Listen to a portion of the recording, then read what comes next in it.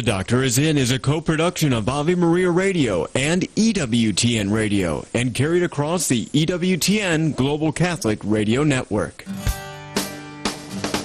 All right, let's answer your question and give you some good news. Yeah, I was afraid you were going to say that. I'm on her side, and I don't know exactly what her side is. I think you're totally spot on with that. I sound inept just to help you out. It's been a rough week, thanks to your advice. Are you a regular listener to this program? As much as I can be. There's your problem. I would not ever disagree with you because you're so smart. You have a lot of answers to a lot of things. You don't want to listen to me on the radio. So what do I do? I can't give you any direction. Thank you for empowering me. I needed that. I'm losing you, buddy. I don't know what you're trying to say. Well, do you know somebody who does? Now, from the studios of Living Bread Radio Network in Canton, Ohio, the hometown of Mother Angelica, here's Dr. Ray. Beginning the program with a fair amount of deception, about 220 miles worth of deception. I am in Ann Arbor to tape the shows Living Right with Dr. Ray tonight, God willing, and tomorrow. And I want to thank you folks. I want to thank you so very, very much because you've sold out the 4 shows. Now that tells me a couple things about you. You're either loving, caring, very supportive people, or you have no life whatsoever. Either way, so very much appreciate you being there. So tonight at Russell's studio in Ann Arbor, we're going to have a good time. It's been 9 years since we've brought the show live here to Ann Arbor. And tonight we've got a number of bits planned. We'll have some definite fun. So looking forward to seeing you. Please come up and say hi and introduce yourself there at Russell Video. We mill around, get a chance to talk with the folks. One other thing I would like to say, I know I haven't even got out the number yet. I haven't done anything here. I'm just doing shameless self-promotion. On December 11th and 12th. November 11th and 12th. We will be in D.C., Washington, D.C. Again, taping 4 more shows. Usually we don't put them that close back to back, but our travels worked it out that way. Catholic University of America is hosting us. Now, right now, I got to tell you, our Guadalupe affiliate there in D.C., WMET, is just starting to promote it for us. Joseph, thank you so very much. I got to tell you, the audience numbers are very thin. They'd have to get fatter to get thin. So if you'd like to be part of the show on December 11th or 12th, which would be 5:30 and 7:15 shows, got some good guests coming up, some fun. Go to drray.com, drray.com, and there will be a link there to go straight to the website of CUA, Catholic University of America, and you can sign up. Definitely need folks right now. It is quiet in that audience, as opposed to the audience tonight in Ann Arbor, which is shaping up to be quite a rowdy bunch. Get on the program today, because I'm in the studios here at WDEO, 877-573-7825, 877-57-EQUAL. That is the number to call to get onto the program if you have a question about something in your life, something in somebody else's life, something in the afterlife, something in pre-life. Well, I don't know what we can do to talk about that. We don't know much about the pre-life. People, places, things, rock, paper, scissors, anything that perplexes you, befuddles you, frustrates you, angers you, anything along those lines. Primal screaming? Yeah, primal screaming. I had to study primal scream when I was in grad school. Oh, yeah, the birth order trauma. I'll comment on that in a second. So let me give you the number again. Love to hear from you. 877-57-EQUAL. 877-573-7825. I didn't believe in that birth order trauma thing. I do now. I realized looking back on it, I was so traumatized when I was born that I didn't speak for nearly a year and a half. Yeah, Yeah. And my childhood was really, really scary. I remember when I went from age 1 to age 2, I know people can't remember that far back, but my mom told me about it. I doubled my age in 1 year. And I thought, if this keeps up, by the time I'm 6, I could be 64. 877-573-7825. I was long about 14 years old. My dad said to me, Raym, that's what a lot of my friends used to call me and my parents used to call me, short for Raymond, Raym. Take these folding chairs downstairs. And there was 4 of them. And I thought, I'm not going to make 2 trips downstairs to the basement. I'm going to take all 4 of them. I'm 14. I'm tough. So I put them underneath my arms, moving along pretty smooth from wherever they were. I think they were at a kitchen or someplace where we had a family gathering the night before. Got to the top step. Still so far, so good. Kind of got them under my arms like crutches. I stepped down on the first step. Now, I probably should have raised them a little higher to account for the 9 inches difference between steps. But no, I just stepped down on the first step. And those 4 folding chairs ratcheted me off the ground completely, and my momentum carried me forward. I didn't touch a thing. I didn't touch a single step until I hit the concrete floor of the basement, approximately 10, 12 steps down. Of course, the chairs landed on top of me. My dad heard the collision, came flying. I was down at the bottom. Got up. I was 14. You're half rubber when you're 14. You think you're indestructible. I got up. Pop, I'm okay. I'm okay. At least I thought I was. Picked the chairs up and put them where they belonged. A little sore, I think. But no harm done. I didn't really hurt myself. So the question becomes, was that a good way to bring those 4 folding chairs downstairs? 2 under each arm and step down. I didn't hurt myself. There was no harm. I survived it. If that happened now, I think if I was on the bottom step and went down, I think that'd be just about it for me. What is the lesson? And I never thought about the lesson until I became a psychologist and I started hearing these things from people. Oh, come on, let him watch it. Not going to hurt him. Oh, it's kind of a vile video game, but your son's a good kid. Son's a good kid. It's not gonna affect him.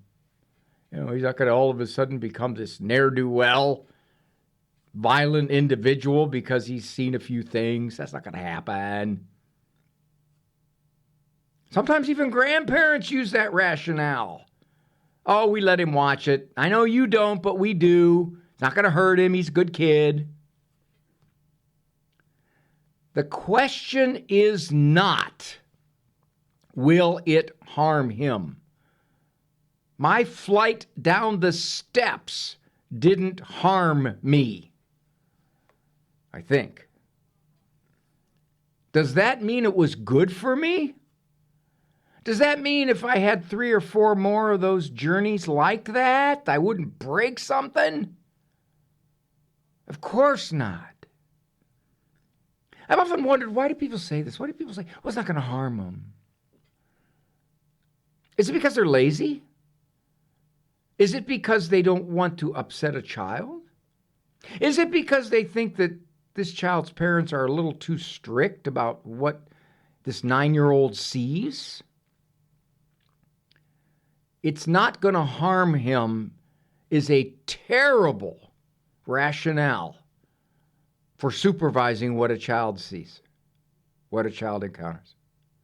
Because the truth is, for most kids raised in a loving home, a little bit of a diet of visual sewage probably won't harm him. But where do you draw the line? How much sewage? How much frequency? And is it good for him anyway? You can't predict how a kid is going to react to something that overloads his senses with immorality or ugliness or vileness. You can't predict it. You can't know. I've had many parents come to me and say, I never thought that would have bothered him in the least, and he's having nightmares. Yeah. Do not use. It won't harm him as a rationale, and don't let anybody else use that as a rationale for you. Ask, what good would it do? I've eaten a lot of stuff that's junk. And as far as I could tell, doesn't seem to have had a whole lot of effect on me other than clogged arteries, which is a pretty big one. But I think a Twinkie here and there wouldn't harm me.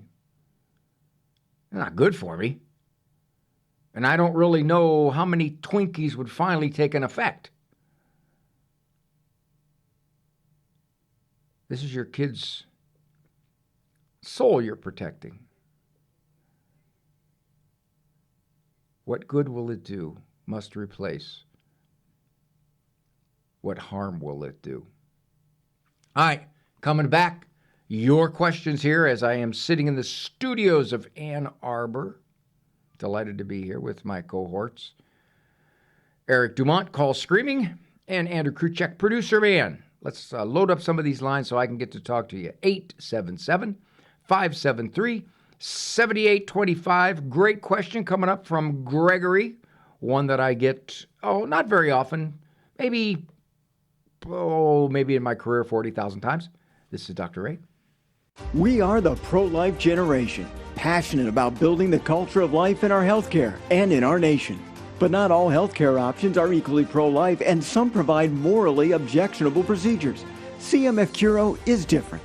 CMF Curo is a pro-life Catholic healthcare ministry providing a pathway for its members to build the culture of life in their healthcare choices, not destroy it. Learn more about CMF Curo at mycatholichealthcare.com. That's mycatholichealthcare.com. Most physicists agree that the cosmic tape can be rewound to a moment 13.8 billion years ago, when there was a small point, like Horton's dust speck, which gradually expanded into our universe. As to where the speck came from, how it happened to be, the same cosmologists are clueless. 3.8 billion years ago, they estimate, life first appeared on Earth. To this day, its origins are still unknown. About 40,000 years ago, the record of human history suddenly changed. Art, advanced language, trade, travel, suddenly all became part of the anthropological record. The source for this sudden change? Unknown. Our lives, our history, are shrouded in mystery. Yet foolishly, we think that we control, that we can decide who has value and what characteristics establish human worth. Much better would it be if we were to live in open-mouthed wonder and to see all as gift. GuadalupeWorkers.org. Do you own popular index mutual funds or ETFs? If so, you're automatically own shares of companies that conflict with your moral beliefs. Ave Maria mutual funds are managed to conform to pro-life and pro-family values. Long-term investors can invest in the no-load Ave Maria mutual funds. The experienced professional portfolio managers make decisions based on investment fundamentals and pro-life values. You can learn more about Ave Maria mutual funds today at 866-AVE-MARIA or visit AveMariaFunds.com.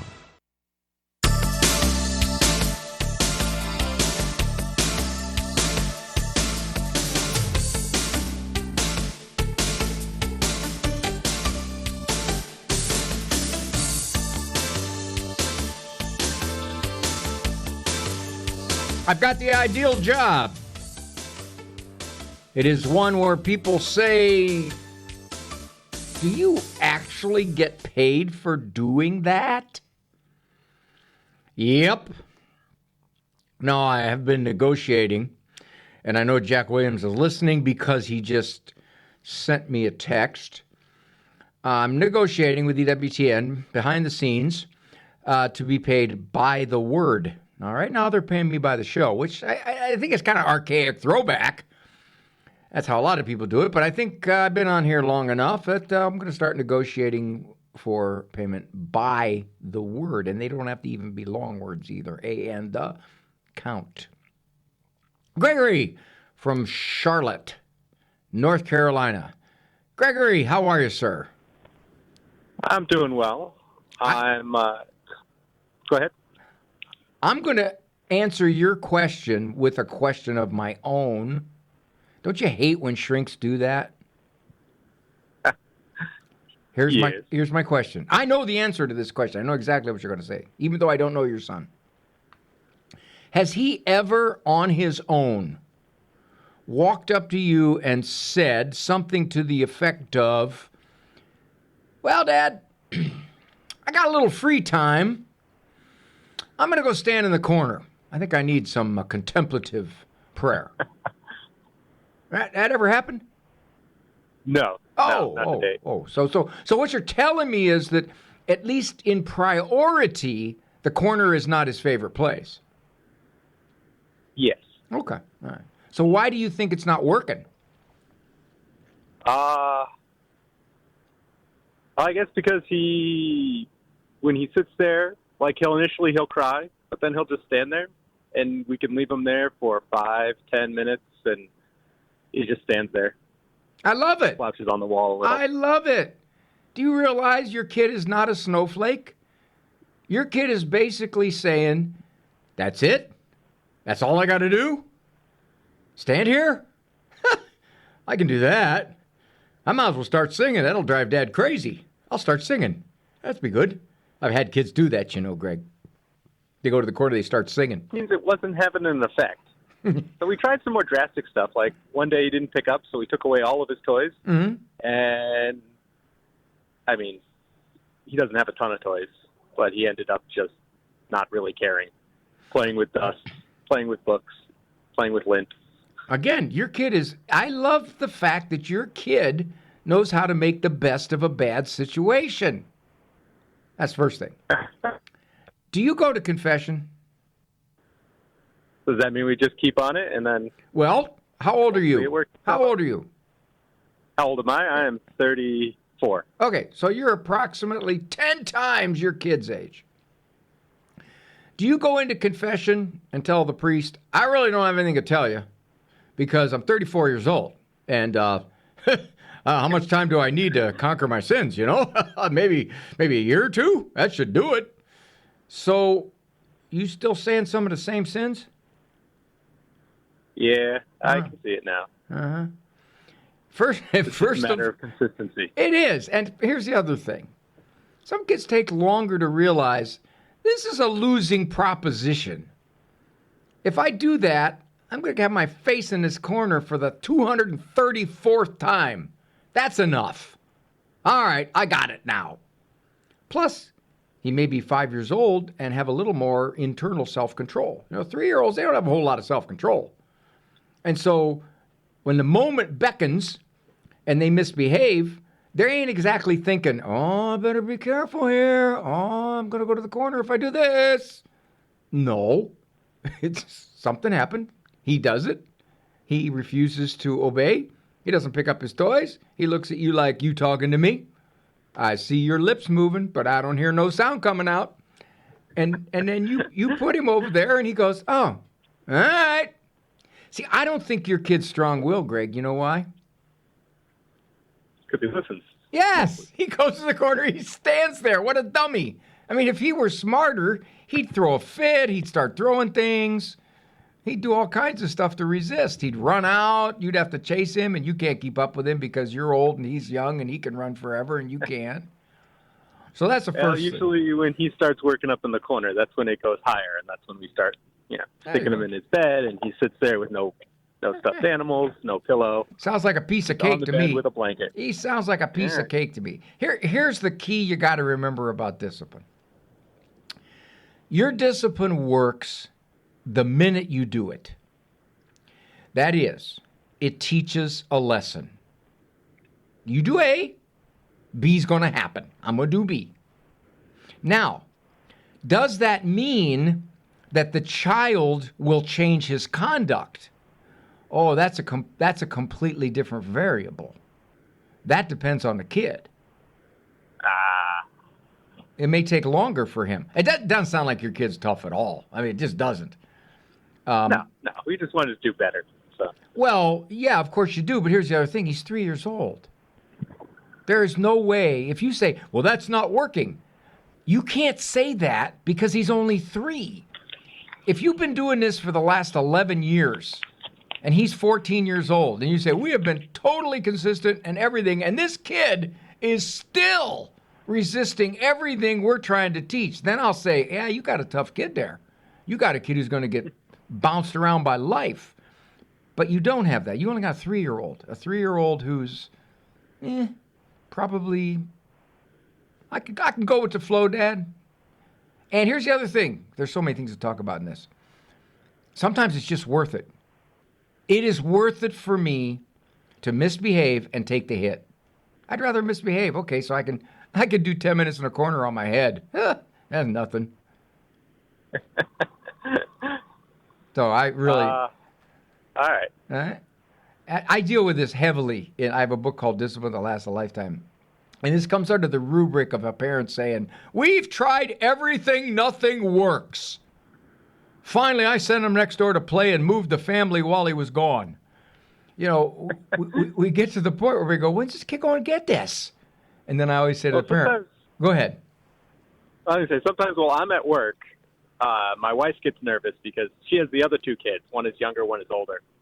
And sometimes she'll put him in the corner, and then she'll get busy with the other kids and not forget him. She still sees him. He's still there.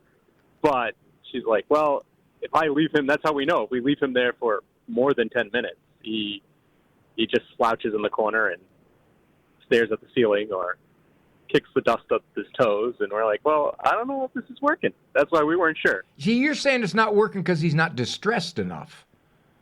It has nothing to do with it. Yeah, that was my thought. Yeah, it has nothing to do with it. It doesn't matter if he's not distressed. That's why I asked if he goes to the corner in the first place. He doesn't go there. He doesn't like it there.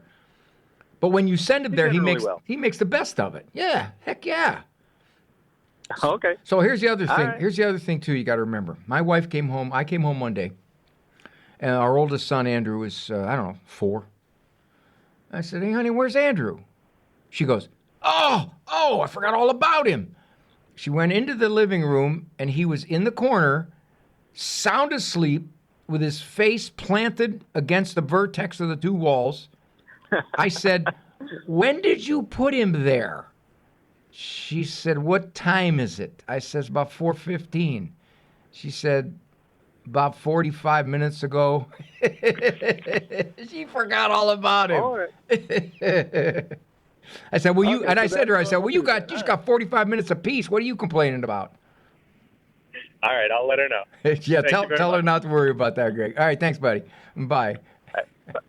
There is so much. There is so much about the feeling that, I shouldn't say feeling, bad thing, thoughts that parents have when they think this discipline isn't having the effect. We greatly underestimate the follow-through and the numbers. But here's the irony. No matter how slow a kid is to learn, we grown-ups are a lot slower. I see much quicker improvement in a 6-year-old than I do a 36-year-old who comes into my office.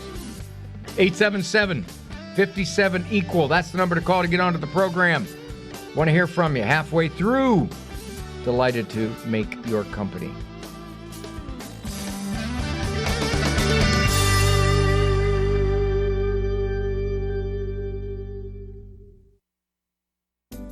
Welcome to Advanced Dentistry Center family. This is Dr. Metti, and our team strives to treat you like family in a loving and compassionate way as we focus on serving you in a Christ-like manner. We do this by emphasizing prevention and general well-being for a lifetime.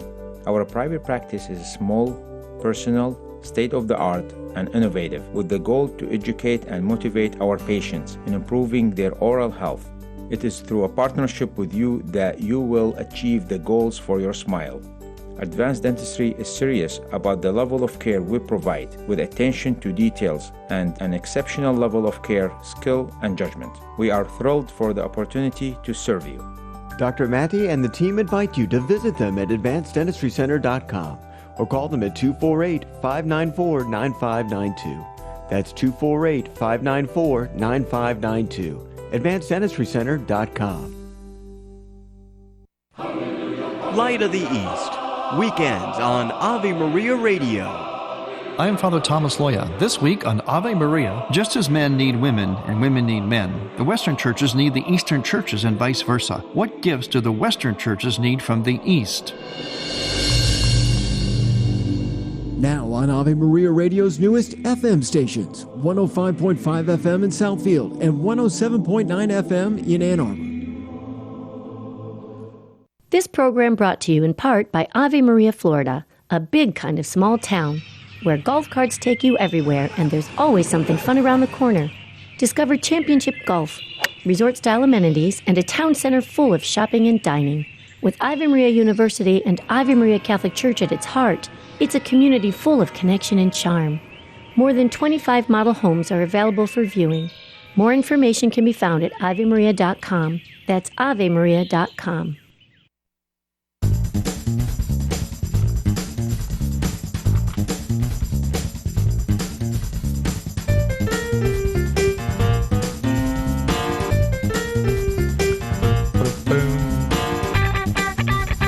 Thank you for joining me here. The Doctor's In. I'm Dr. Ray Guarendi. Delighted to have been on this program for some 22 or 23 years now. Oh, yeah, they were informing me at EWTN that they have a backlog of approximately 7 best-ofs. Now, these are shows that they've cobbled together, taken 2 minutes from here and 4 minutes from there. But in the last 22, 23 years, they can put together 7 best-ofs. Most of them are least worst-ofs. When we play a rerun, it's a least worst-of. The number here, 877-573-7825, 877-57 equal. That's the number. We have lines open. And all I got to say is we have lines open, and then usually people will call in. Because there's 2 things that happen. And I hear this all the time. I get it on the email. I'm emailing you because I didn't think I could get through. Of course you can get through. We got 9 lines. We got all kinds of lines. You can get through almost every time. Every once in a while, you can't. That's because I go on and on. Babylon. Kind of following the Old Testament there. 877-57 equal. Question? Comment. A lot of good comments come from folks. Insight into your own particular life, something that you think could help someone. You get credit for it, maybe a little time off purgatory. 877-57 equal. A common salt that is used to treat what used to be called manic depressive disorder, now is called bipolar circular type, is lithium. Now, lithium, the interesting thing about lithium is that it isn't necessarily strictly dose dependent, meaning the more the better. There comes a point with lithium where you get out of what they call the therapeutic window. You have to have blood work with lithium to make sure that you're within the therapeutic window. Too little, you don't have the effect, and too much, it's toxic. Legitimately toxic. Not like relationships that we fling that word at all the time. It's called therapeutic window. When I was talking with Greg, I didn't have time to get into this, but there was a bit of, in between the lines, he was being a victim, if you will. I hate to use that word; it's too strong. Being misled by the therapeutic window thinking of discipline. He said, do you remember this? I have to listen to this because I'm a highly trained professional communicator. He said he was a little upset because it didn't seem to be bothering him. Now, if we were in my office, I would have said, what level of bother would you like? What do you want him to do? Now, he already said that the little guy was crying. That seemed to me was bothering him. But what else was it? Do you want him to melt down? You want him to refuse to stay there? Do you want him to scream and run? What level of bother would indicate that the discipline is working? Conversely, he was bothered by the fact that the little guy didn't seem to be all that distressed. Oh, maybe initially shed a few tears, but then after that, it's kind of like, okay, whatever. Do your best. I'm in the corner. Oh, okay, so what? Therapeutic window. I always ask parents that. I say, well, how distressed do you want them to be to show you that they care?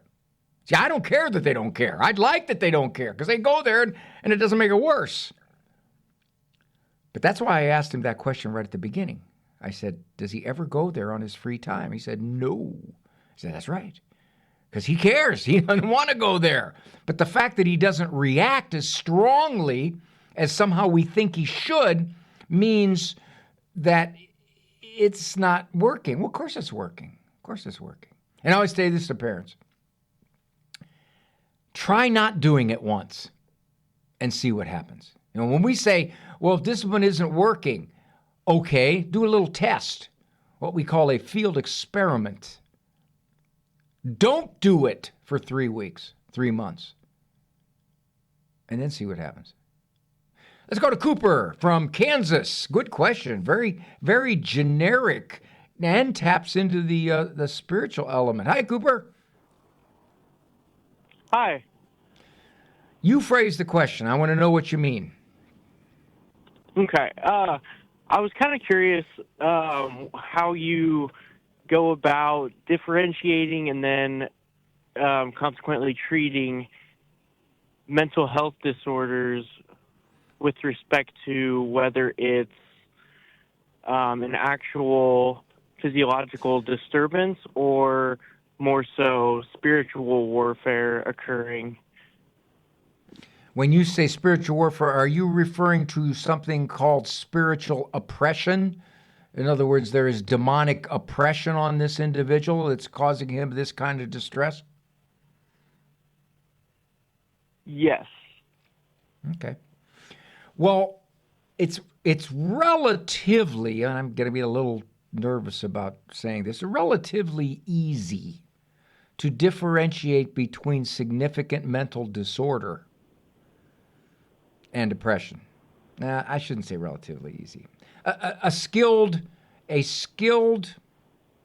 mental health person who has an understanding of oppression can do it generally well.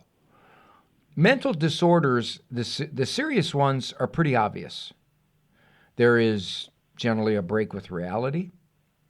There can be auditory, even visual hallucinations. Sometimes tactile, those are less common. There is oftentimes a word salad. In other words, the person talks, but he's kind of just free-flowing words that don't seem to link together. There's that. There can be paranoia, which is I'm highly suspicious that people are doing things to me or are planning to do things to me. So it's reasonably clear through a good clinical interview that there's something going on here neurologically, that this person's brain is being affected. Now, we don't really understand all the pathways that this happens because the brain is the most complex thing in the universe, but that we know of anyway. On a spiritual illness, oftentimes there isn't any of those psychotic-looking symptoms. Now, That does not mean that the person can't say, I believe that I'm being besieged by demons. I believe that demons are doing things to me, causing me problems, tempting me in vicious, vile ways. A good diagnostic assessment has to take into account, is this a function of a mental disorder, or in fact, is this person being besieged? Stay there. Cooper, there's more to say about this. Stay right there. 877-573-7825.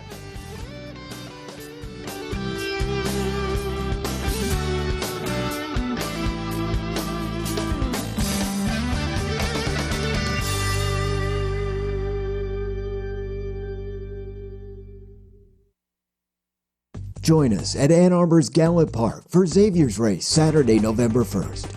This remarkable event is a memorial run dedicated to the inspiring life of Xavier Randolph, whose passion for running and his commitment to uplifting others will be celebrated through this spirited race.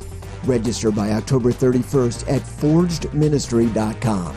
Join the 1K for kids or the 5 and 10K races in honor of Xavier's legacy. Go to forgedministry.com. This program is brought to you by the following nonprofit underwriter.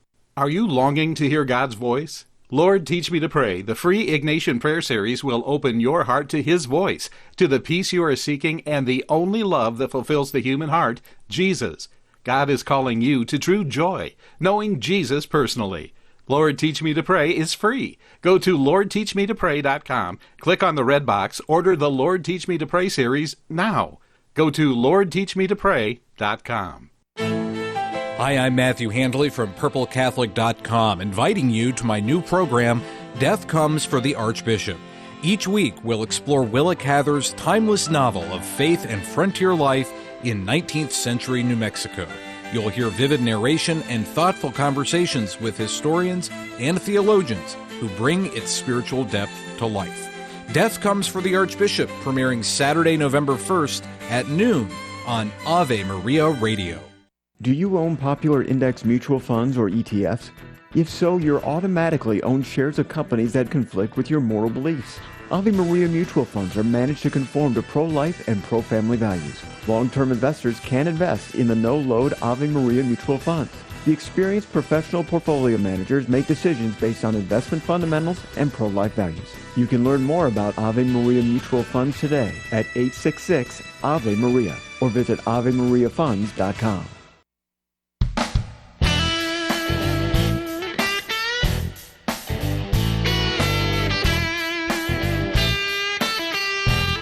Thank you for joining me here on The Doctor's Inn. Still talking to Cooper. I'm reading a book, actually rereading it because it's so fascinating, by a psychiatrist named Richard Gallagher, who for 25 years has served as a consultant to priests and exorcists, actually assessing the same question that Cooper has brought up here, which is the differentiation between a mental disorder and spiritual oppression, or even possession. Cooper, you still there? Yep. Gallagher says this. Yes, I am. He says this. To do this accurately, you have to have some knowledge of both. You have to understand what a significant mental illness can look like, and you have to also understand what oppression or even possession can look like. In cases of, for example, possession, the difference is pretty stark. There are certain things that happen routinely when somebody is possessed, which is, by the way, a very rare thing, but it happens. When someone is possessed, that do not happen in mental illness. Example, not unusually, someone who is possessed will show a knowledge of a foreign language that they should have no way of knowing. They can show nearly superhuman strength. There can be a severe aversion to religious objects, and they can differentiate, for example, between plain tap water touching their skin and holy water touching their skin. They have hidden knowledge. They know things they should not know. The demon can get the person to say, and it's usually the demon doing the talking, in sometimes frightening ways, that, you know, your mother, blah, blah, blah. And you're thinking to yourself, how does this person know about my mother's blah, blah, blah? So in that sense, people with a mental disorder can't do stuff like that. Possession they can, or often do.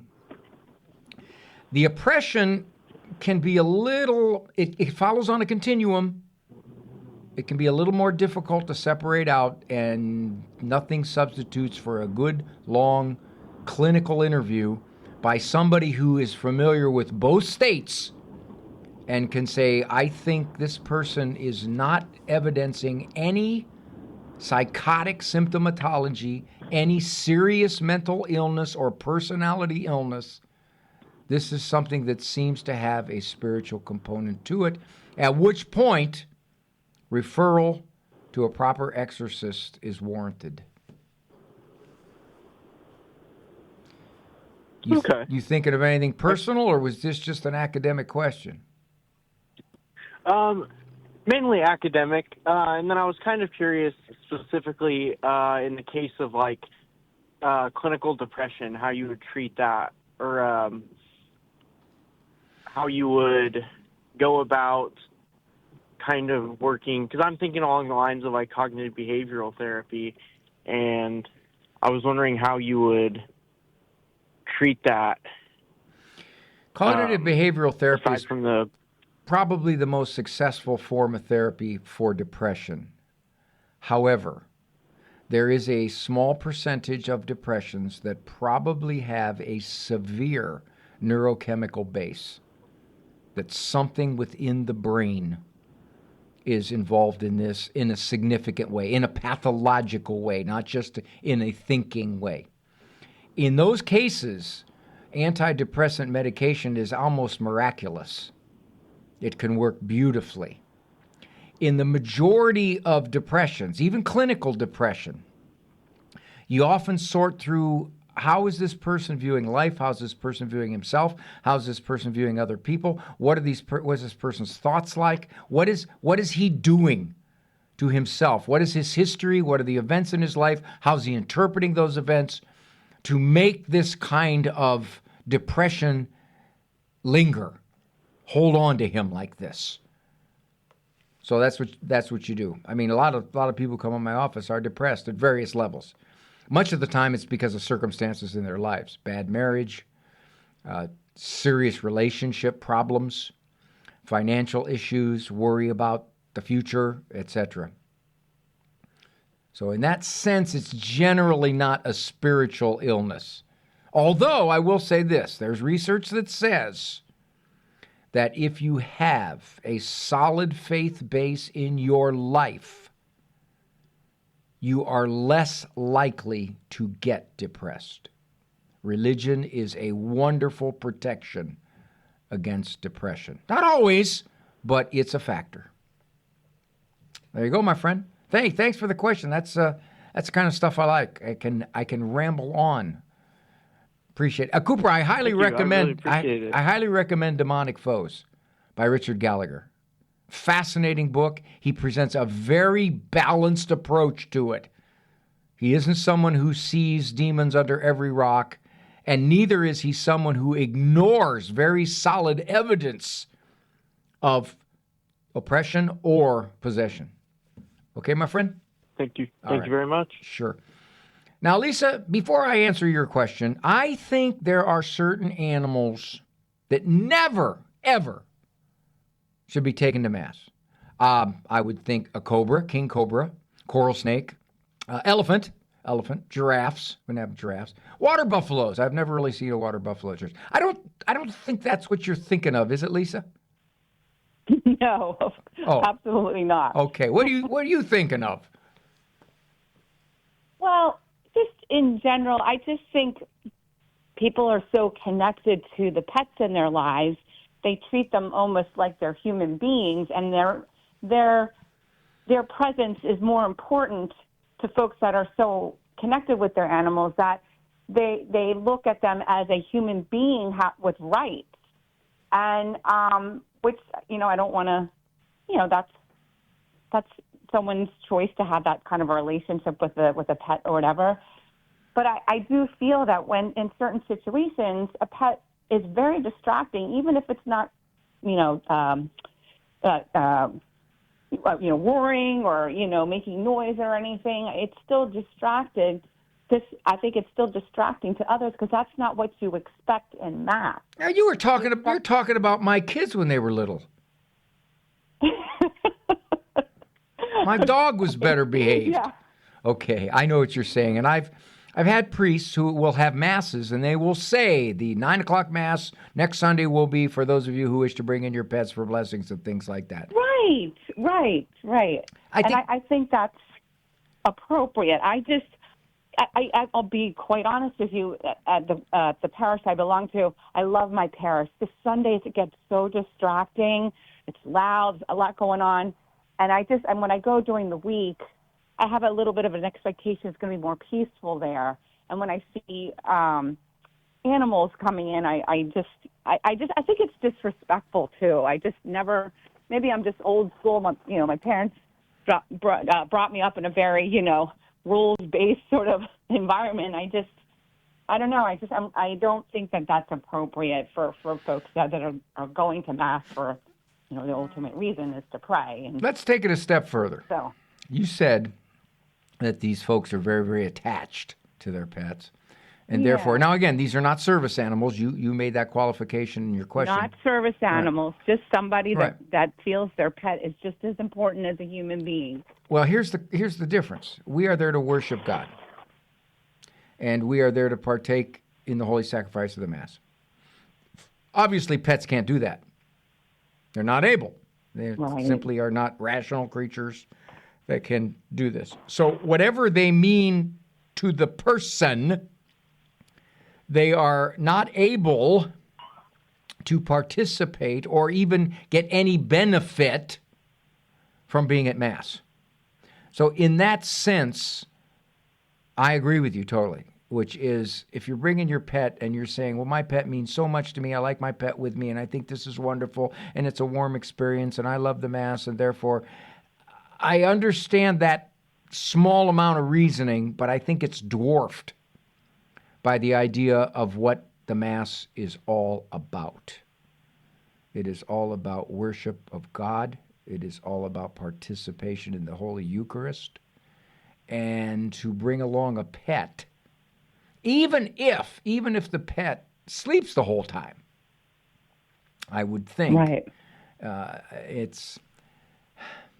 For me, again, this is my perspective. I don't know. I don't think the church has taken any hard and fast stance on this. They haven't said no pets allowed. They haven't done that. Well, that was what I was going to ask. Is what is there a law there in the church? No, I don't think so. Then we could also talk about cell phones at Mass too, and that's another distraction. I saw somebody coming back from communion at the last Mass checking her phone. Yeah, I know. I know. Yeah, and it's. I don't know. The cell phone. So I guess sensitive to it. No, I don't think so. I think you're based on pretty solid grounds, which is what is the purpose of the Mass, and furthermore, it's this: does that pet distract the owner from immersing him or herself in the Mass? That's a factor. Of course, it is. And we brought all the little kids there. We had 10 kids under 12 at one point. I mean, it was everything I could do to focus on the Mass. I didn't have enough hands to keep my kids in line. Yes. The distractions, I honestly believe, and maybe, people will be like, you're crazy, but I honestly think that Satan wants us as distracted as possible. Of course he would. In that church, even in church, he's trying to get there and pull us away from what we are doing and worshiping. And I just, I'm just very, I want, and I wonder. Well, here's what it comes down to, Lisa. You can't do anything about it if the priest says it's okay. I mean, I suppose you could complain, But on the other hand, if this priest has it in his mind that, no, this is something warm and good, and I want people here, and if the only way they're going to come here is to bring their pet, then okay. I mean, that could be his reasoning, and if it is, well, there's not a whole lot you can do except just do your very best to... I don't get distracted by pets because usually, I'm levitating too high. I'm kind of way up there, and so as I levitate, I really don't hear them that much. Sometimes I bang my head in the ceiling a little bit, and I have to watch out for those fans. I was wondering when you were going to laugh. I think it's just, I don't know, maybe it was since the pandemic. I've never been a pet person. I've never had pets. If anything, I have a sensitivity because I'm allergic to cats and that. So it's just who I am. But I honestly believe that, and I think it came just out of the pandemic. People now, their pets are literally, they're everywhere. I'm going to do a monologue on that. I'm going to do a monologue on that one of these times. Pets are replacing people. Hey, I got to run, Lisa, because I'm way past break. God bless you. Call back again. This is Dr. Ray. Today's programming on 990 WDEO is brought to you in part by a gift from our day sponsor, Cheryl, who wanted to celebrate her parents on what would have been their 75th anniversary today. Married in 1950, Michael and Ann Peach spent many happy years together, devoted to their faith, each other, and their children. Eternal rest grant unto them, O Lord, and let your perpetual light shine upon them. May their souls and all the souls of the faithful departed rest in peace. This week on Christ is the Answer, Father John talks about truth and the Feast of Freedom. It's no secret that the world we live in today has become increasingly secularized. Sunday has just become another day, forgotten of the reverence it once held in our culture. What does it mean to keep the Sabbath day holy? Doesn't that limit my freedom? Join us this week as Father John shows us what is truth and how to reclaim Sunday. Tune in for Christ is the Answer, Monday through Fridays at 11 a.m. on Ave Maria Radio. Marcus Peter hosts Unveiling the Covenants. What is a covenant? It's a vowed exchange of lives which results in an unbreakable family bond. Throughout Scripture, God seeks to espouse all mankind to himself in an unbreakable covenant bond. His covenantal love is a free gift, but it necessitates a response from us. We are free to accept or reject it. Let's learn what this means as we unveil the covenants. Saturday mornings at 11 and Sunday morning at 9:30 a.m. on Ave Maria Radio. Hi, everybody. I'm Dr. Ray Guarendi. We know personally that when a loved one passes suddenly, we are relieved that a will was already in place. At mycatholicwill.com, a legal will is as simple as 15 minutes filling out information about your family. Thanks to our partnership with mycatholicwill.com, when you use the promo code AVE, A-V-E, your will is absolutely free. No hidden costs whatsoever. Visit mycatholicwill.com.